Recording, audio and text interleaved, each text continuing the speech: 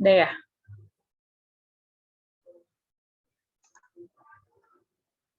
Oke.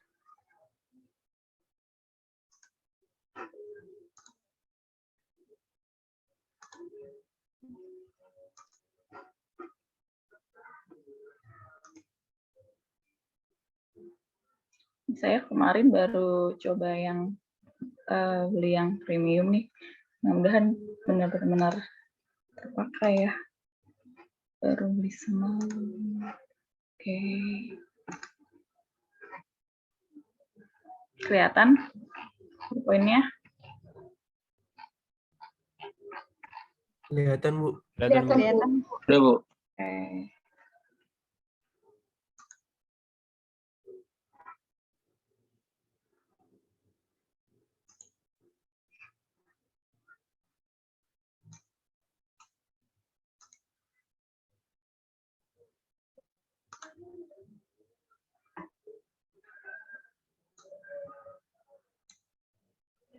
Assalamualaikum warahmatullahi wabarakatuh. Ini tentang estimasi dan interval kepercayaan ya. Teman, sebelumnya udah ada yang baca belum nih tentang estimasi dan interval ini? Di e-booknya mungkin, kalau ada yang rajin gitu kan baca e-book yang berbahasa Inggris. Atau teman-teman ada yang udah beli buku, enggak ya? Maksudnya udah ada yang punya buku yang berbahasa Indonesia-nya belum? Belum ya? Bu. Belum, Bu. Oh, ya udah nggak apa-apa, nggak maksa sih. Kalau mau aja gitu supaya lebih mudah belajarnya. Oke. Mudah-mudahan materi dari saya ini cukup ya. Sebenarnya kalau saya sih prinsipnya soal-soal apa ya, latihan gitu ya. Latihan soal dan ada PPT, ntar sih nggak akan jauh beda sama UTS-nya gitu ya. UTS, UAS itu pasti nilai apa soal-soalnya itu nggak akan jauh berbeda dari apa yang saya pernah kasih ke kalian. Jadi ya makanya kadang saya heran kalau ada beberapa semester lalu gitu ya, ada yang masih nilainya jelek gitu ya, padahal benar-benar soal yang saya berikan di UTS dan UAS itu benar-benar nggak ada bedanya gitu ya, cuman mungkin semalah sama persis lah dengan tugas-tugasnya gitu. Jadi kalau teman-teman ngerjain tugasnya, insya Allah nanti ujiannya juga bisa. Karena materinya juga masih belum terlalu sulit ya.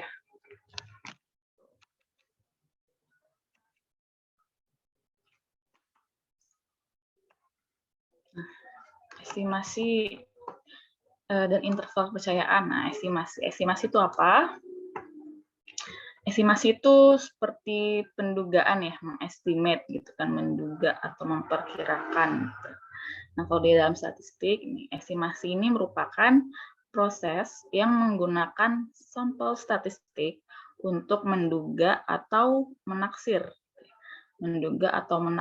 hubungan parameter populasi yang tidak diketahui atau belum diketahui. Jadi kita melakukan estimasi gitu, atau melakukan pendugaan atau penaksiran terhadap parameter populasi. Nah, estimasi ini ada estimasi titik dan juga ada estimasi interval. Bedanya apa? Kalau estimasi titik itu merupakan nilai tunggal ya, atau titik tunggal yang berasal dari sampel dan digunakan untuk memperkirakan nilai populasi. Nah, jadi estimasi titik ini hanya berupa nilai tunggal. Misalkan diketahui rata-rata populasinya sebesar 50 gitu kan, 50 aja gitu kan, berupa nilai tunggal aja. Nah, kemudian ada lagi estimasi interval. Nah, bedanya apa? Kalau estimasi interval ini menduga parameter dengan memberikan sebuah interval nilai atau sebuah selang nilai. Jadi ada di antaranya gitu ya, ada batas bawah dan ada batas atasnya. Jadi misalkan kalau estimasi titik tadi diketahui rata-rata populasinya 50, berarti kalau estimasi interval rata-rata populasinya di antara 40 dan 60 gitu ya. Jadi ada selangnya atau ada interval nilai. Itu perbedaan dari estimasi titik dan juga estimasi interval. Nah, kemudian estimasi interval juga mengakomodasi adanya variasi dan ketidakpastian penduga. Tuh. Nah, kemudian estimasi interval dinyatakan dalam bentuk interval kepercayaan atau confidence interval. Jadi jelas ya perbedaan dari estimasi titik dan juga estimasi interval. Nah, kira-kira ilustrasinya seperti ini nih teman-teman nih. Ini ya, estimasi titik. Nah, dia hanya berupa bilangan tunggal ya, hanya berupa titik di sini. Nah, sedangkan estimasi interval ini ada batas bawah, ada batas atasnya dengan lebar interval tertentu ya. Ini lebar interval kepercayaannya. Kalau kayak tadi misalkan di sini rata-rata populasinya 50 kan. Nah, estimasi intervalnya adalah batas bawahnya adalah 40, kemudian batas atasnya ada 60. Jelas ya? Nah, kemudian perlu diingat notasi ya. Estimasi titik bagi mu atau rata-rata populasi itu adalah X bar. Sorry. Ini maksudnya X bar ya. Ada X bar itu X yang ada garis di atasnya.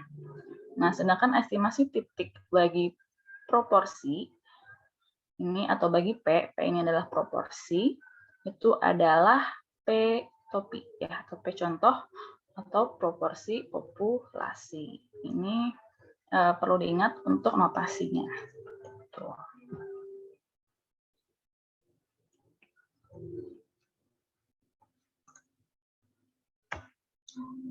Contoh dari estimasi titik pada rata-rata populasi, misalkan ada soal seorang ahli sosial ekonomi ingin mengestimasi rata-rata penghasilan buruh di suatu kota. Nah, sebuah sampel dikumpulkan menghasilkan rata-ratanya 2 juta rupiah. Nah, dalam hal ini berarti yang disebut dengan estimasi dari rata-rata populasinya adalah 2 juta ini ya.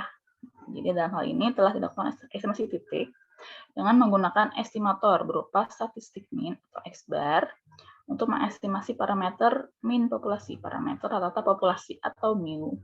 Sehingga nilai sampelnya adalah 2 juta sebagai nilai estimasi dari min populasi. Jadi hanya berupa nilai tunggal. Ya, ini adalah rata-rata dari estimasi titik dari rata-rata populasi.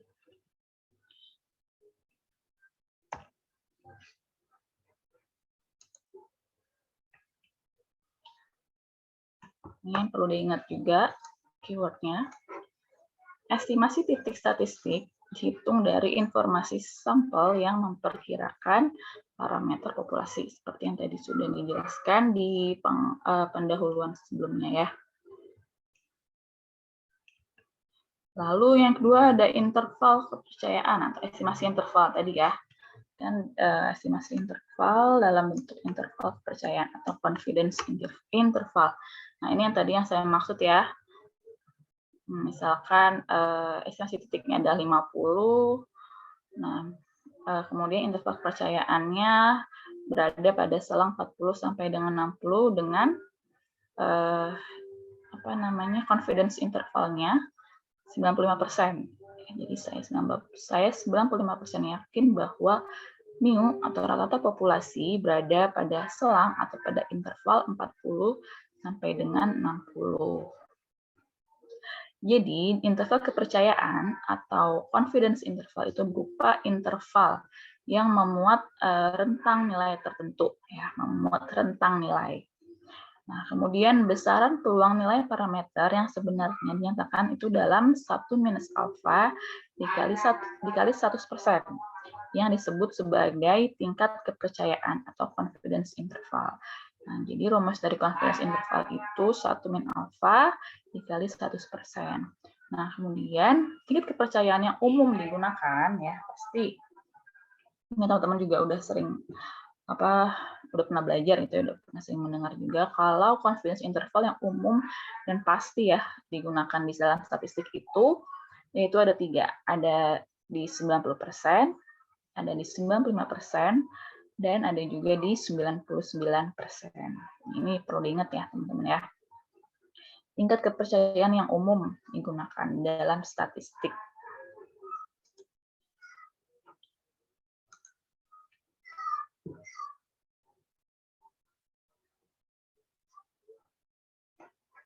Oke, lanjut. Nah, interval kepercayaan rata-rata populasi. Interval kepercayaan rata-rata populasi dimisalkan jika populasi itu menyebar normal atau populasi tidak menyebar normal, tapi ukuran contohnya besar. Oke, sebentar ya, teman-teman.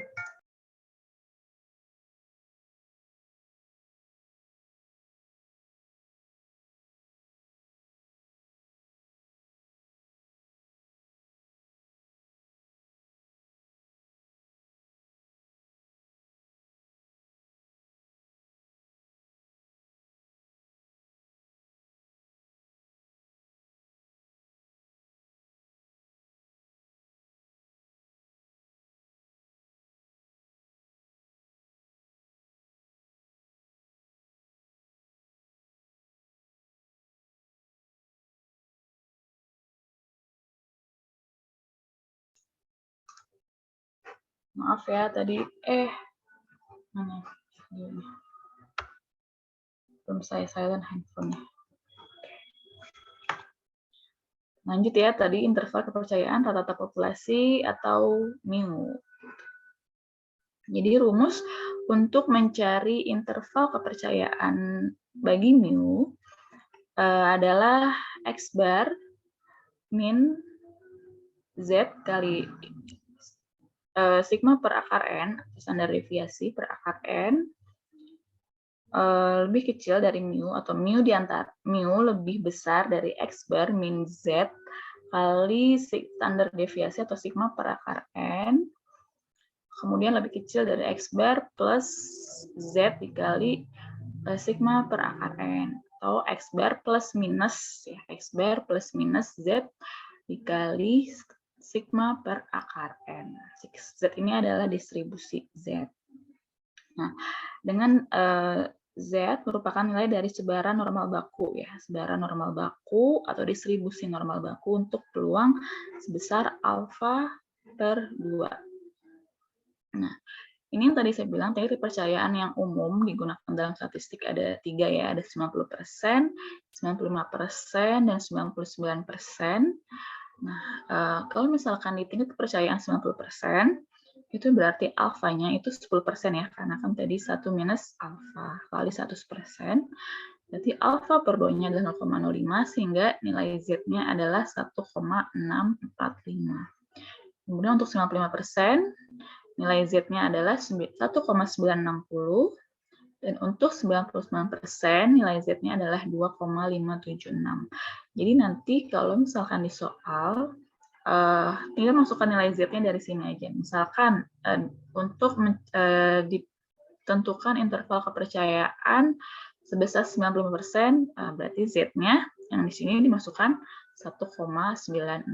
Nah, nilai dari Z, ini teman-teman juga bisa cari di dalam Excel ya. Selain teman-teman bisa cari di tabel Z, juga bisa dipakai rumus di Excel nih. Ini adalah rumus dalam Excel-nya. Norms inf gitu ya, kali 0,95, karena 100 dikurang 0,05. Kemudian semakin besar tingkat kepercayaan atau semakin besar confidence intervalnya, level confidence ya, maka semakin besar nilai Z-nya dan semakin besar interval kepercayaannya, atau semakin lebar interval kepercayaannya. Nih ya, coba semakin besar tingkat kepercayaan. Nah, benar ya. 90%, 1,645, kemudian lebih besar ya lagi 95%, naik ya dia jadi 1,960, kemudian 99% naik lagi menjadi 2,576. Jadi semakin tinggi interval kepercayaannya, semakin tinggi tingkat kepercayaan, maka semakin besar nilai Z dan juga semakin lebar intervalnya, semakin lebar selang kepercayaannya. Jadi ini rumusnya perlu diingat untuk mencari interval kepercayaan mu atau untuk interval kepercayaan rata-rata populasi.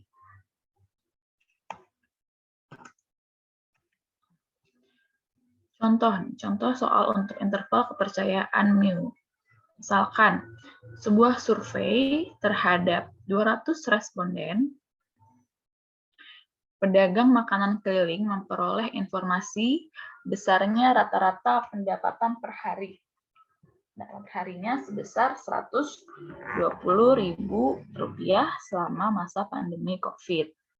Nah, andaikan diketahui bahwa simpangan baku pendapatan per harinya adalah 40.000,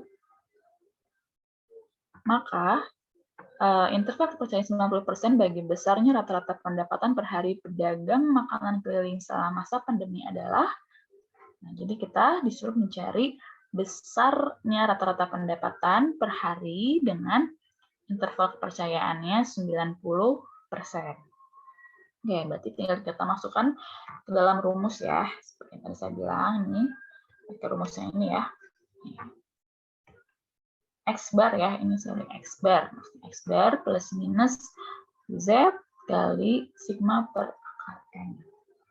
Nah, X barnya rata-ratanya adalah 120 ya.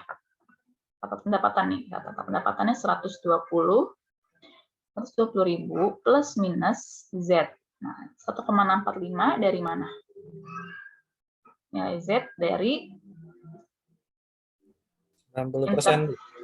Ya, interval kepercayaan 90% tuh ya, dari 90% tadi dari tabel 1,45 dikali sigmanya, standar deviasi berapa? Keseimbangan bakunya adalah 40 ya. 40 per sampel N terhadap 200 responden kan. Jadi N-nya adalah 200.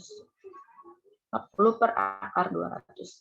Sehingga didapat 120 plus minus 4,65. Gitu ya. 120 ditambah 4,65 dan 120 dikurang 4,65. Sehingga selangnya atau intervalnya itu berada di antara 115.000 dan 125.000. Jadi kesimpulannya, dengan interval kepercayaan 90%, besar rata-rata pendapatan per hari pedagang kaki lima, pedagang makanan keliling, pedagang makanan keliling selama pandemi itu di antara 115.000 sampai dengan 125.000. Jelas ya? Untuk soal interval kepercayaan untuk mu, ada yang mau ditanyakan? Jelas ya, tinggal dimasukkan aja rumusnya, angka-angkanya. Karena sini sudah diketahui semua dari soal. Oke, lanjut. Kalau yang tadi standar deviasi populasi diketahui ya, keseimbangan bakunya diketahui. Nah, bagaimana kalau misalkan sigmanya itu tidak diketahui? Sigma atau rata-rata populasi ya, distribusi rata-rata populasinya tidak diketahui. Nah, kalau misalkan tidak diketahui, kita ini ya. Oke. Di sini formula di atas tidak dapat diimplementasikan pada sebagian besar kasus karena merupakan nilai standar deviasi yang umumnya tidak diketahui. Sehingga alternatifnya itu adalah sigma itu diduga menggunakan S atau simpangan baku contoh gitu ya. Jadi standar deviasi populasinya ini kita menduganya atau kita mengganti gitu ya menggunakan S atau standar deviasi sampel, simpangan baku contoh gitu. Nah, tetapi hal ini berimplikasi pada bentuk distribusinya, distribusi dari bentuk sebaran atau bentuk distribusinya gitu ya. Misalkan ya, X bar min mu per S per akar N-nya tidak lagi menyebar normal gitu ya. Dan juga tetapi menyebar T student dengan derajat bebas N-1. Jadi di sini menggunakan distribusi T ya, bukan distribusi Z apabila tidak pernah sigmanya tidak diketahui. Itu maksudnya. Jadi kita masuk ke contohnya. Ini perbedaan dari distribusi T dan distribusi normal baku, gitu ya. Nah, perbedaan dari distribusi T dan distribusi normal baku, kalau distribusi T itu dia bentuknya lebih landai, lebih landai daripada distribusi normal. Kalau distribusi normal, ini ya yang warna oranye ini, dia lebih terjal gitu ya. Kalau distribusi T ini lebih landai, sehingga intervalnya menjadi lebih gimana teman-teman? Lebih lebar ya. Kalau pakai distribusi T, intervalnya atau selangnya itu lebih lebar dibandingkan dengan distribusi normal, karena nah selangnya nih. Karena kalau distribusi T lebih landai, kalau distribusi normal dia lebih terjal. Nah, semakin besar derajat bebas atau DF, degree of freedom, sebaran T semakin mendekati sebaran normal baku. Distribusi T semakin mendekati distribusi normal baku. Jadi kalau misalkan di standar deviasi yang interval kepercayaan dengan standar deviasi yang tidak diketahui, kita menggunakan standar deviasi sampel, bukan standar deviasi populasi ya, untuk mengetahui untuk mengganti standar deviasi populasi menjadi standar deviasi sampel. Itu apabila sigmanya tidak diketahui. Nah, ini ya rumusnya nih. Interval kepercayaan rata-rata populasi ketika sigma tidak diketahui dan populasinya normal. Jadi mu di antara X bar min T ini ya. Kalau yang tadi rata-rata populasi dengan sigma diketahui itu pakai Z, kalau tidak diketahui sigmanya itu kita menggunakan T, nilai dari distribusi T, gitu ya, dikali S, ya, S per akar N. Jadi menggunakan standar deviasi sampel, bukan standar deviasi populasi. Kemudian mu kurang dari X bar plus T kali S per akar N, atau X bar plus minus T kali S plus akar N. Itu ya. Nih, tingkat kepercayaannya. Tingkat kepercayaan dari distribusi T gitu ya, distribusi T. Nah, kalau teman-teman udah pernah lihat tabel T kan ya, tabel T statistik ya? Belum, Bu, belum. Oh, belum. Coba saya contohin ya, saya liatin distribusi tabel T-nya.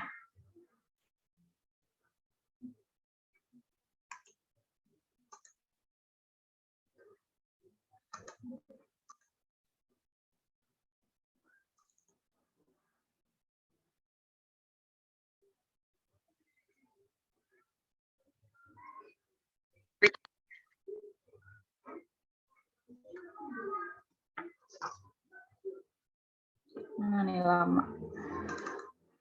Nanti bisa di-download aja di Google, banyak tabel T, tabel Z gitu ya.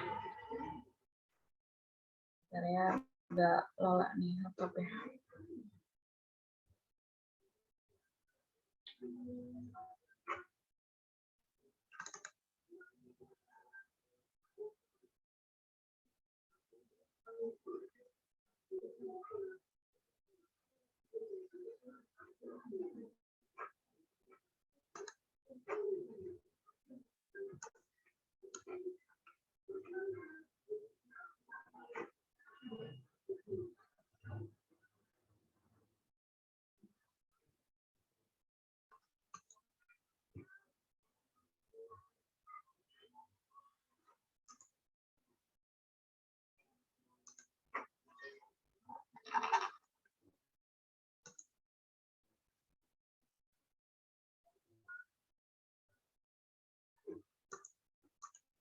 Lama kali.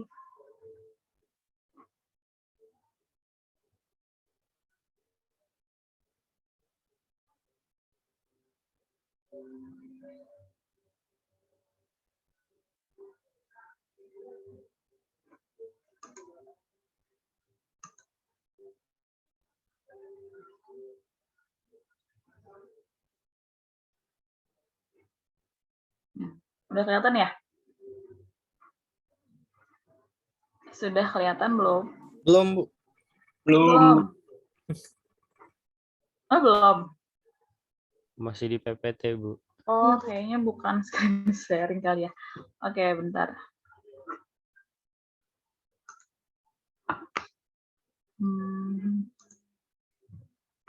Gimana sih? Oh. Share kali. Nah, ada. Ada, Bu. Ada, Bu. Ada, Bu. Ada ya. Ada, Bu. Nih, ini kira-kira tabel T-nya nih. Dengan DF, degree of freedom atau derajat bebas DB ya. Itu 1 sampai 40. Ini masih banyak sih DB-nya, bisa sampai ratusan juga. Ini bisa sampai berapa nih? Oh, ini bahkan sampai ratusan nih. Jadi, nah,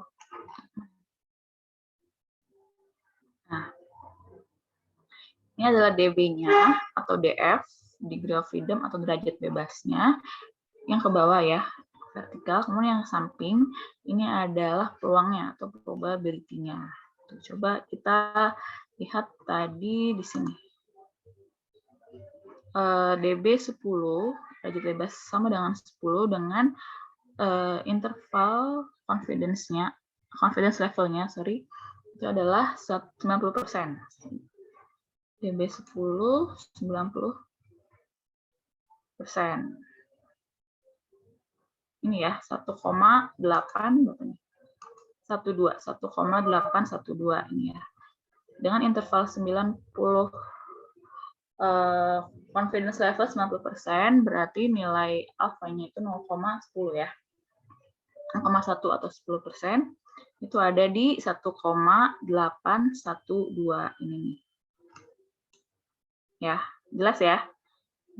Jadi kita pertama ngelihat degree of freedom-nya dulu, kemudian naik ke atas. Cari probability-nya atau nilai dari alfanya. Kemudian DB20-nya 90%. Berarti masih di sini ya. Masih di kolom 3, DB20 1,724, betul enggak? Ya, 1,725 dibulatkan ya. 1,7247 jadi 1,725. Gitu. Ini tabel T-nya. Ini bisa teman-teman download. Tapi sebenarnya dari sini juga sudah cukup sih, karena confidence level-nya kan hanya di 90% sampai 99%. Gitu. Jadi, apabila nilai T-nya semakin mendekati nilai Z untuk derajat bebas yang semakin besar. Gitu ya. Jadi, perbedaan dari interval kepercayaan rata-rata populasi antara sigmanya diketahui dan tidak diketahui itu adalah dari distribusi T dan distribusi Z-nya. Kemudian, standar deviasi sampel dan standar deviasi populasi. Gitu ya. Ini berbeda rumusnya hanya di sini aja, T dan S-nya.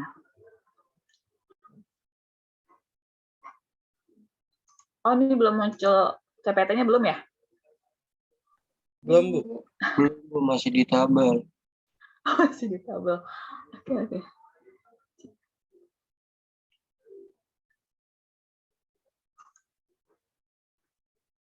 Karena bukan share screen. Nah, ini PPT. Iya. Nah, Ya, Bu. ya, jadi ini tadi maksud saya ya, misalkan DB-nya 10, tuh kan. DF-nya DB atau DF sama aja ya. Jadi sama dengan 10 dengan tingkat kepercayaannya 90%. Di sini 1,812. Coba kita lihat di tabelnya ya. Kita lihat di tabelnya apakah benar 1,812. Oke, di sini DF. Tadi DF-nya 10 ya. 10, kemudian kita tingkat kepercayaannya 90%, berarti alfanya adalah 0,1 ya, 0,1. Berarti tarik ke atas, benar ya, 1,812. Kemudian lihat lagi pada saat DF-nya 20. DF-nya 20 masih di confidence level 90%. Jadi kita tarik ke bawah, masih di kolom ketiga. Sini ya, 1,7247 atau 1,725 dibulatkan. Oke, itu ya. Jadi angka ini didapat dari dari tabel T. Jadi beda rumusnya. Beda rumus antara sigma diketahui dan tidak diketahui itu dari distribusi T dan distribusi Z-nya. Kemudian dari distribusi sampel dan distribusi populasinya. Gitu.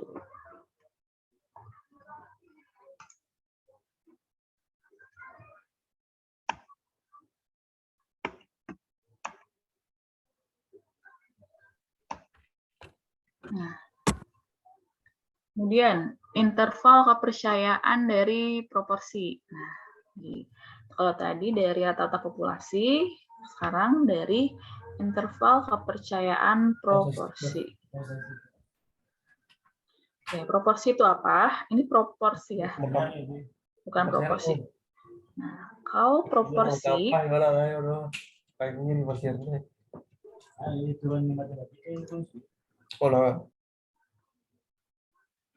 kalau proporsi itu adalah pecahan rasio atau persentase yang menunjukkan bagian dari sampel atau populasi yang memiliki suatu ciri yang diamati. Kemudian proporsi populasi dilambangkan dengan Pi, ya, karena Pi atau P. Kalau yang tadi P ya, Pi atau P, oleh karena itu Pi atau P itu mengacu pada persentase keberhasilan dalam populasi. Sorry, maksudnya P ya, bukan Pi, tapi P ini. Nah, interval kepercayaan itu sama, 1 minus alfa dikali 100% bagi proporsi populasi itu adalah, ini rumus untuk mencari interval kepercayaan proporsi populasi, yaitu P plus minus P topi min Z dikali akar P topi kali 1 min P topi per akar N. P topi itu adalah proporsi, dan N ini adalah ukuran sampel, dan nilai Z ini adalah skor normal baku. Ya, skor normal baku dengan tingkat kepercayaan yang diinginkan. Yang tadi ada 90%, 95%, dan 99%.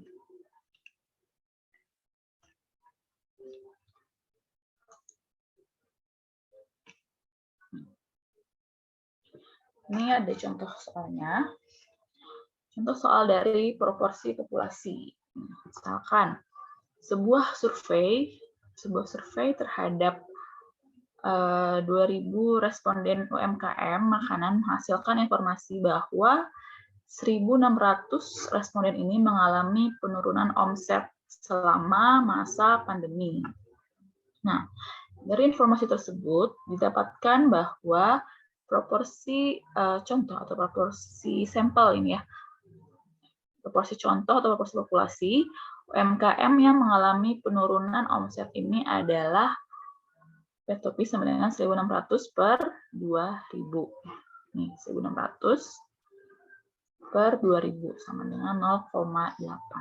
Nah, dengan interval kepercayaan 90%, 95%, proporsi UMKM yang mengalami penurunan omset adalah, kita pakai rumus yang tadi ya, P topi plus minus Z kali akar P kali 1 min P per akar N.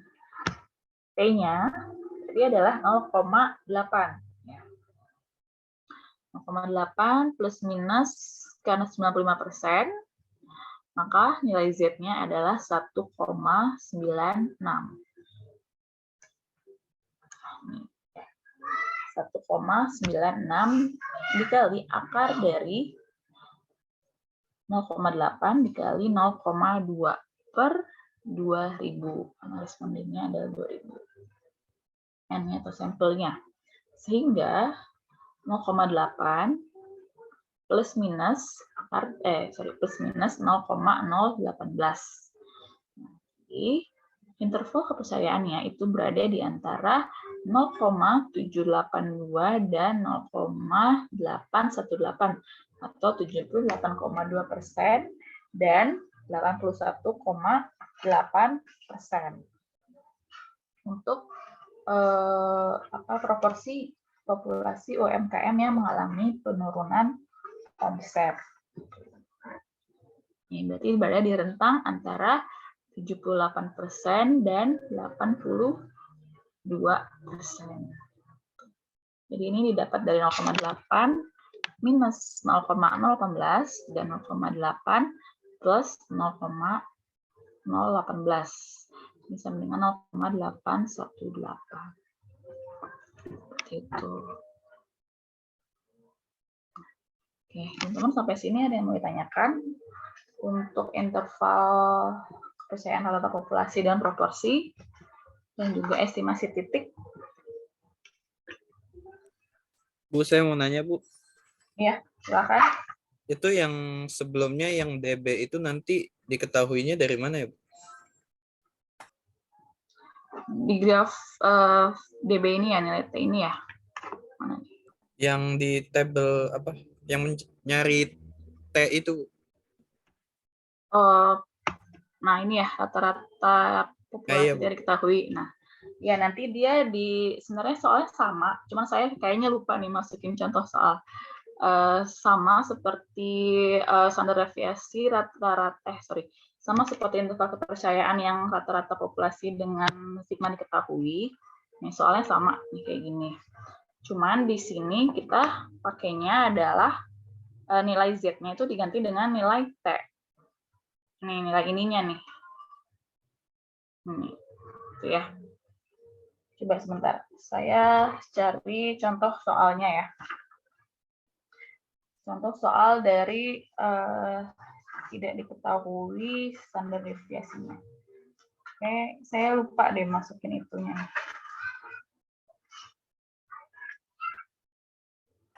Kalau pakai DB-nya itu ntar dikasih tahu, Bu, DB 10, 20, 30-nya, Bu. Dari soalnya ya? Iya, dari soalnya atau dari mana, Bu? Kalau misalkan nilai T-nya itu dia ntar diketahui dari soalnya. Langsung diketahui di soal untuk nilai T-nya. Tuh. Oke. Cuma memang kalau nilai DB10 itu akan sama dengan nilai T gitu ya. Ntar akan diketahui di soalnya gitu. Oke, Bu. Ada di soalnya. Coba nih.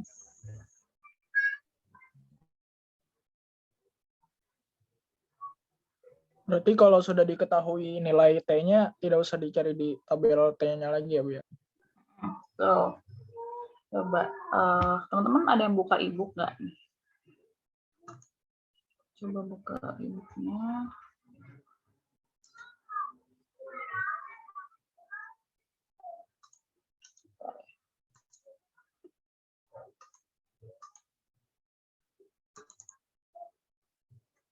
Kita bisa lihat contoh dari distribusi dari sini. Ada contoh soalnya.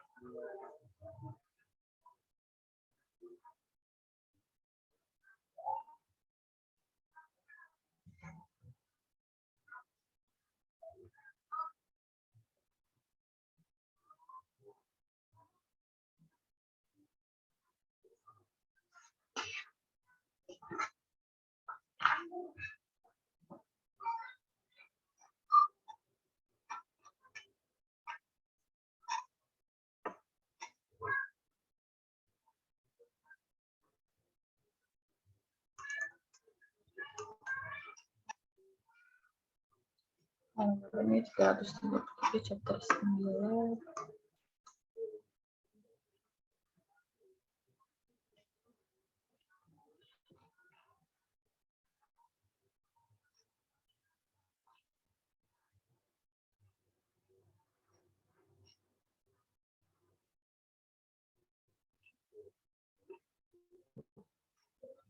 Kelihatan ya e-booknya ya? Kelihatan, Bu. Kelihatan, Bu. Kelihatan, Bu. Oke. Kelihatan, Bu.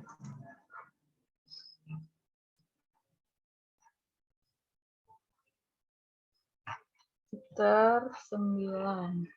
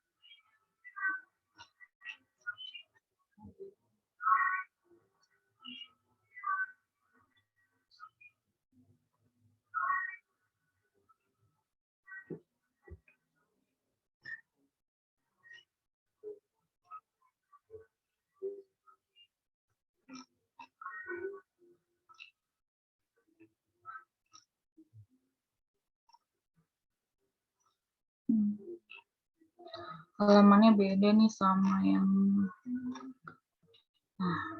ini apa nih? Populasi mean unknown nih ya.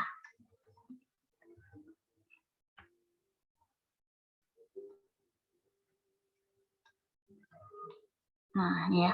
Standar populasi deviasinya tidak diketahui. Nah, kita lihat ke contoh soalnya.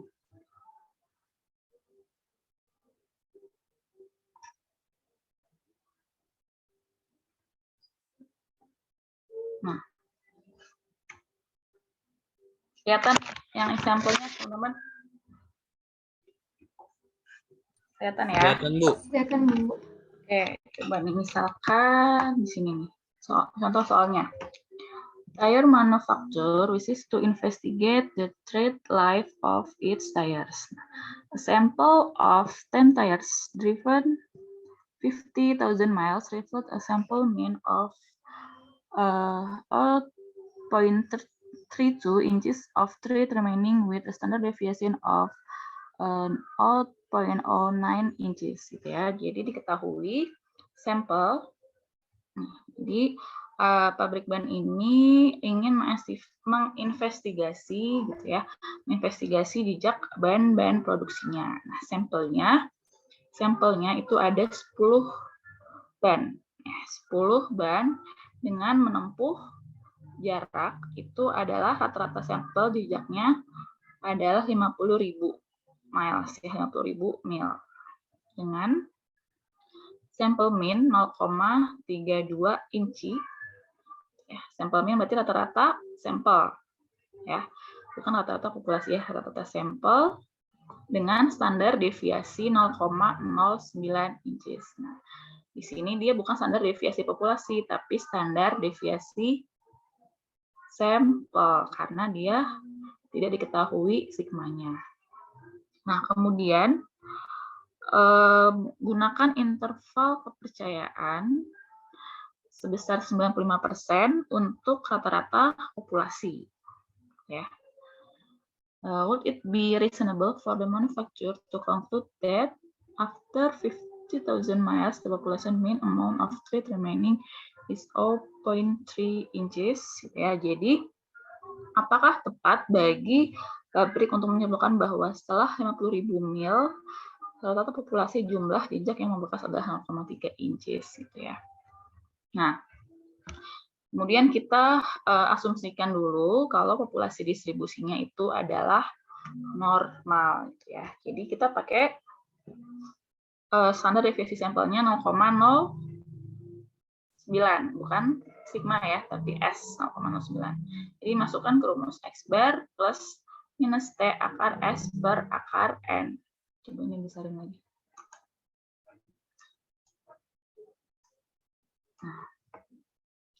Nah, dari informasi yang dari soal diketahui X bar, nilai X barnya adalah 0,32, sampel minnya 0,32, kemudian S atau standar deviasi sampel itu adalah 0,09, kemudian sampelnya N-nya itu adalah 10 ya, 10 sampel. 10. Nah, untuk melihat nilai T, kita pakai appendix B2 itu maksudnya adalah lampiran tabel T ya. Dan tabel T, nah ini misalkan portion of the T distribution. Nah, berarti nilai T-nya kita cari dulu teman-teman. Ternyata kita cari dulu di tabel T-nya. Sorry ya, berarti harus dicari dulu di tabel T-nya. Gitu. Misalkan berarti di sini pakai DF-nya 9. DF-nya 9. Nah.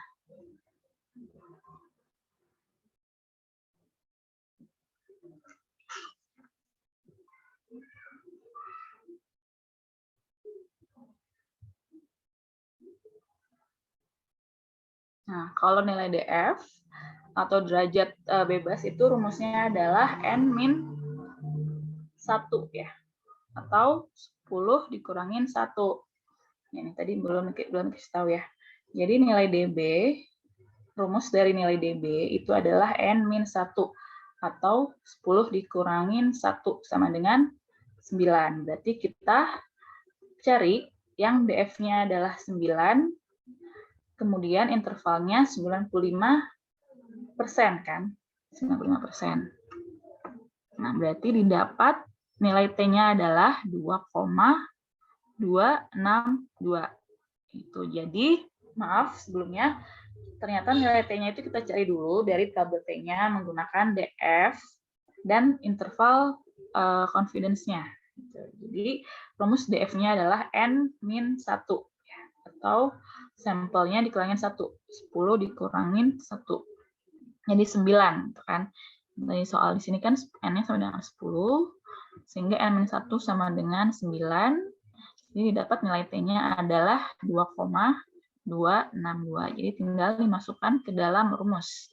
Nah, X bar plus minus sekali itu 0,32. Ya.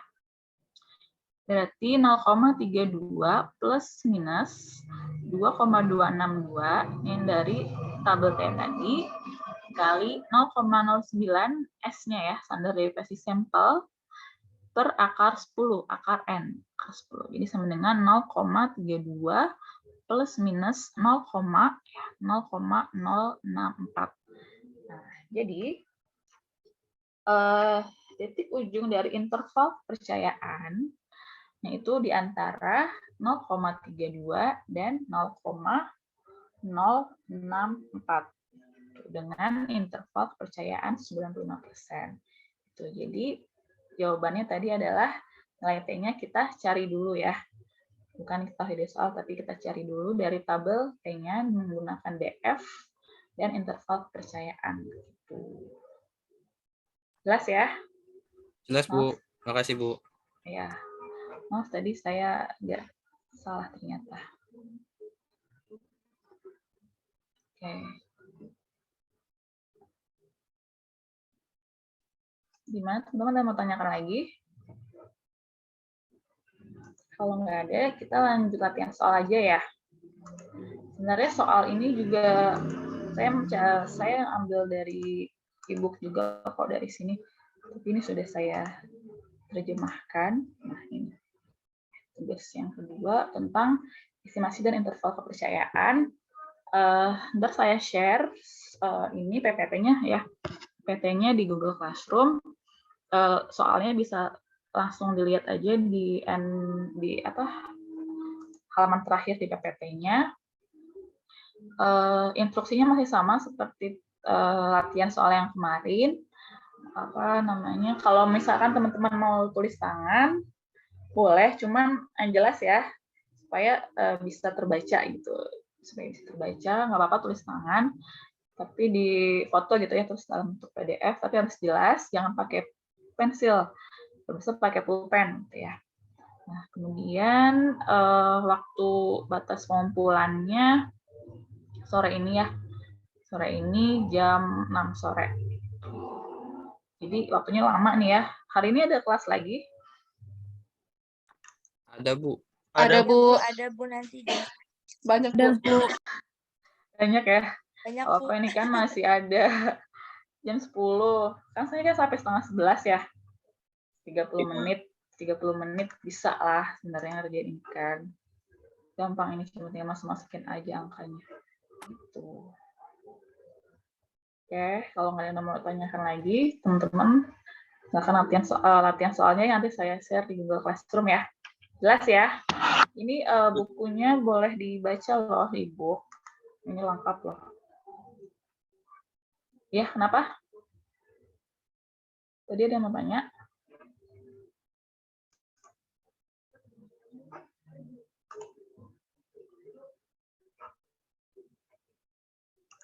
Oke.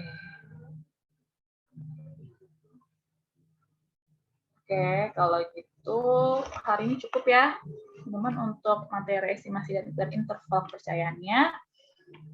Saya tunggu latihan soalnya, jawabannya jam 6 sore. Kalau bisa jangan telat lagi. Oke, terima kasih. Assalamualaikum warahmatullahi wabarakatuh. Waalaikumsalam. Waalaikumsalam warahmatullahi Waalaikumsalam warahmatullahi Terima kasih banyak. Makasih Ibu.